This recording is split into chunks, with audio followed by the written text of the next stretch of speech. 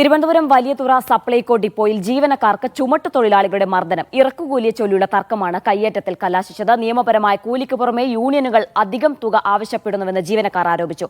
മർദ്ദനത്തിൽ പ്രതിഷേധിച്ച് ജില്ലയിലെ മുഴുവൻ സപ്ലൈകോ സ്റ്റോറുകളും പമ്പുകളും അടച്ചിട്ടു. ഷിജോ കുര്യനുണ്ട്. ഷിജോ, കൂടുതൽ വിവരങ്ങൾ എന്തൊക്കെയാണ്?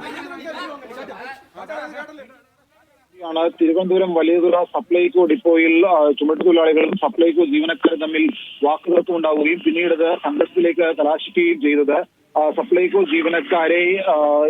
ജീവനക്കാരോട് അധികം തുക കൂലി ചോദിച്ചതാണ് ഈ സംഘർഷത്തിന് കാരണം. കേടായ സാധനങ്ങൾ ഡിപ്പോയിൽ തിരികെ ഇറക്കാനായിട്ട് അവിടേക്ക് വന്നപ്പോൾ അവിടെ ഉണ്ടായിരുന്ന ചുമട്ടുതൊഴിലാളികൾ അധികം കൂലി നൽകണമെന്ന് ആവശ്യപ്പെട്ടു. ഇത് നൽകാതെ വന്നതോടുകൂടിയാണ് സപ്ലൈകോ ജീവനക്കാരെ ചുമട്ടുതൊഴിലാളികൾ മർദ്ദിച്ചത്. Depot Pothencode super market manager Vishnuprasad പരിക്കേറ്റ ആശുപത്രിയിലാണ്. ഡിപ്പോ മാനേജർ PV ബിജുവിനെയും ചുമട്ടുതൊഴിലാളികൾ കൈയേറ്റം ചെയ്തു എന്ന് പറയുന്നുണ്ട്.